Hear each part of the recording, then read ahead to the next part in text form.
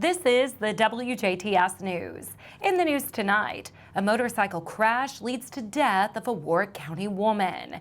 Deadly fall of student at IU, drug arrest in Spencer County.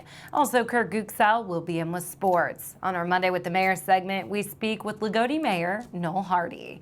All this and more coming up on WJTS TV News.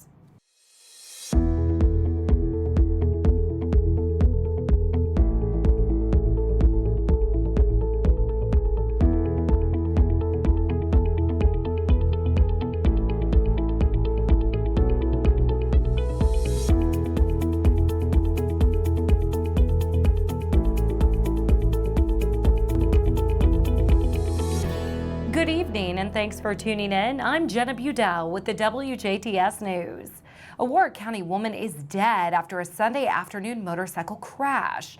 The crash took place on State Road 261 near Boonville, where a woman and man crashed. The man survived and was taken to a local hospital. The identity of the woman has not been released. We will update this story as more information becomes available.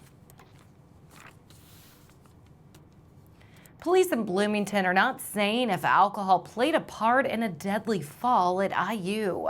Officers say a 20-year-old student fell from a fourth-story balcony at an off-campus apartment early Friday morning. Two women say he was chatting with them on their balcony when he suddenly fell. The young man's name is not yet being released. Two people were arrested in Spencer County over the weekend on multiple drug charges. On Saturday, officers with the Spencer County Sheriff's Office stopped a car in Dale after they realized that the driver, 39-year-old Dennis Sipes II of Shoals, was a habitual traffic violator with a lifetime suspension. During the stop, officers found methamphetamine, marijuana, and paraphernalia. Officers then suspected that Sipes may be involved in drug activity at a local hotel.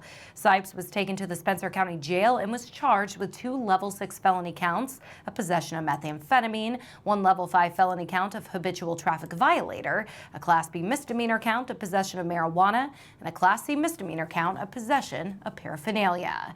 Meanwhile, officers went to the Baymont Hotel in Dale and found 27-year-old Casey Newport of Washington, along with Newport's juvenile daughter. Officers discovered that Newport and her daughter were staying with Sipes at the hotel and that Newport was in possession of methamphetamine and marijuana. Officers soon found out that the drugs belonged to Sipes. Newport was arrested and charged with possession of methamphetamine and neglect of a dependent, both level 6 felonies, a Class B misdemeanor count of possession of marijuana, and a Class C misdemeanor count of possession of paraphernalia.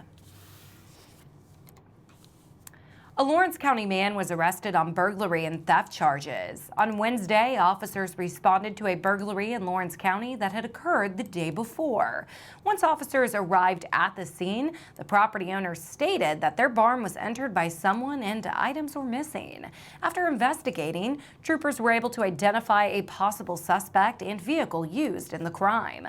On Thursday afternoon, an officer saw a man driving a vehicle that matched the description of the suspect and made a traffic stop. The driver was identified as 43-year-old Christopher S. Abner.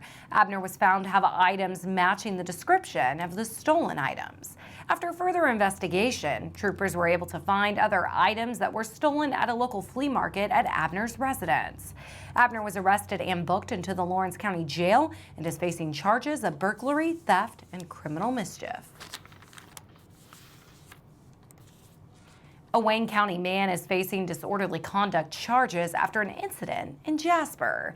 On Thursday evening, officers with the Jasper Police Department were dispatched to a residence regarding an ongoing physical domestic dispute. When officers arrived, they figured out that a verbal altercation had taken place. While on the scene, one of the suspects, 29-year-old Jesse Berger of Fountain City, became agitated and belligerent towards officers and was arrested for disorderly conduct. Berger later tested a .17 BAC. Berger was booked into the Du Bois County Security Center and is facing charges of disorderly conduct and resisting law enforcement.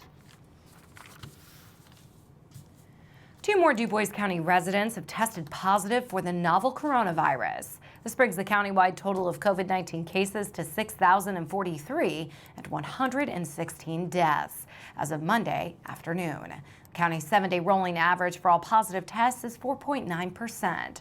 To see a breakdown of the county's COVID-19 cases by age group and for more information, visit coronavirus.in.gov. Over 1.2 million Hoosiers are now fully vaccinated against the novel coronavirus. As of Monday afternoon, 1,244,458 residents have received the 2-dose series or the single-dose Johnson & Johnson vaccine. To schedule a vaccination, visit ourshot.in.gov. There are almost as many people fully vaccinated in Indiana as those who have ever tested positive for the coronavirus in the state. The State Department of Health reported that 1.2 million people have now been fully vaccinated. Indiana has seen just over 690,000 coronavirus positives since last March. In all, doctors and nurses have handed out more than 3 million vaccine doses in the state. DuBois County residents can get rid of expired, unused, and unwanted medications in a few weeks. DuBois County is taking part in the DEA's National Drug Take-Back Day on Saturday, April 24th. The Indiana State Police Jasper Post on Newton Street is hosting a collection from 10 a.m. to 2 p.m., while the Ferdinand Fire Station on 221 East 4th Street and the DuBois Fire Station on 2nd Street are hosting 2 county collection sites from 10 a.m. to 12 noon. The event will be drive-through only, and residents are asked to wear a face covering and stay inside their vehicle. RSVP volunteers will be collecting medications from participants' vehicles, preferably the trunk, and conducting a short anonymous survey of each participant. The DuBois County Sheriff's Office will supervise collections at the Ferdinand and DuBois fire stations. The Indiana State Police will supervise the Jasper Post site. No sharp items such as needles or syringes, infections materials, and anything containing bodily fluid or waste will be accepted. This collection is for private citizens only. No collections will be accepted from for-profit businesses or healthcare facilities. The Jasper Police Station on 6th Street also accepts unwanted or expired medications year-round, 24/7 in their drop boxes. A local hospital is getting recognized at a national level. The National Rural Health Association recently recognized Memorial Hospital and Healthcare Center as a top 20 rural community hospital. The recognition is given to top performing hospitals that outperform peer facilities across areas including quality and outcomes, patient safety and satisfaction, and costs and charges. Only one other hospital in the state received this recognition. The hospitals will be recognized on May 6th during the NRHA's Virtual Rural Hospital Innovation Summit. To learn more about Memorial Hospital, visit mhhcc.org. Indiana fishing and hunting licenses are now available for purchase and are valid through March 31st of 2022. The Indiana Department of Natural Resources encourages those needing to purchase or renew their fishing license to do so online or through a local retailer. Adventurers are also invited to brush up on their fishing skills at a nearby fishing spot. The opening day of trout season for inland streams is Saturday, April 24th. Guides to Indiana's best values in outdoor recreation and fishing guides are also available online at in.gov/DNR. Free printed copies of each guide are also available at local retail outlets, state parks, lakes, state forests, and other DNR properties around the state. A new property rule is also in effect and requires all Fish and Wildlife Area visitors to sign in and get a one-day permit card before going into the field, regardless of activities. This permit must be kept on hand while visiting the area and must be completed and returned to a self-service booth or drop box before leaving. For more information, visit in.gov/DNR. Warmer weather will soon make Indiana's woods and fields more inviting. But before heading out to find mushrooms or go turkey hunting, it's important to check out the property rules first. The spring turkey hunting season begins in late April. The youth season takes place between April 17th and 18th, and the regular season runs from April 21st to May 9th. DNR properties may have certain restrictions on when visitors can participate in activities in certain fields and areas. Turkey and mushroom hunters are allowed in the field at certain times. times. To see what restrictions may be in place, visit in.gov/DNR. If you need some documents shredded, but you don't have access to a paper shredder, an event this week may be able to help with that. The Jasper Chamber of Commerce is hosting a paper shredding event on Friday, April 9th from 10 a.m. to 1 p.m. at the St. Joseph Catholic Church South parking lot in Jasper. The event is free and open to residents and businesses. Each resident or business has a 100-pound shred limit. Staples, paper clips, and file folders can all be shredded. This is for paper products only. Items like credit cards, DVDs, CDs, and floppy disks will not be accepted.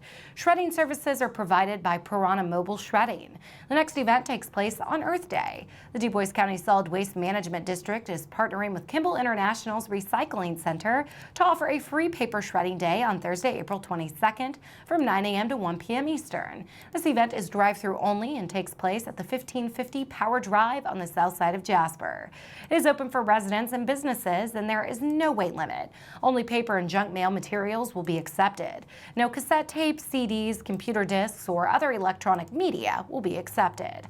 Participants are asked to wear their masks and should stay inside their vehicle unless they are asked to assist. For more information, call the Du Bois County Solid Waste Management District at 812-482-7865. Visit their Facebook page or head to DuBoisCountyRecycles.org. Supporters of boosting Indiana's cigarette tax are frustrated with the decision of state Senate Republicans to drop any increase from their state budget plan being released next week. The move stripping the 50 cents per pack increase included in the House budget bill is the latest rejection of a cigarette tax hike by Republicans who dominate the Senate. They have blocked for several years any increase of the current 99.5 cents per pack rate that was last raised in 2007. A coalition of health and business groups has pushed for a $2 per pack increase, saying it would help drive down Indiana's smoking rate that is the fourth highest in the country. We'll be back with more after this on 18 WJTS.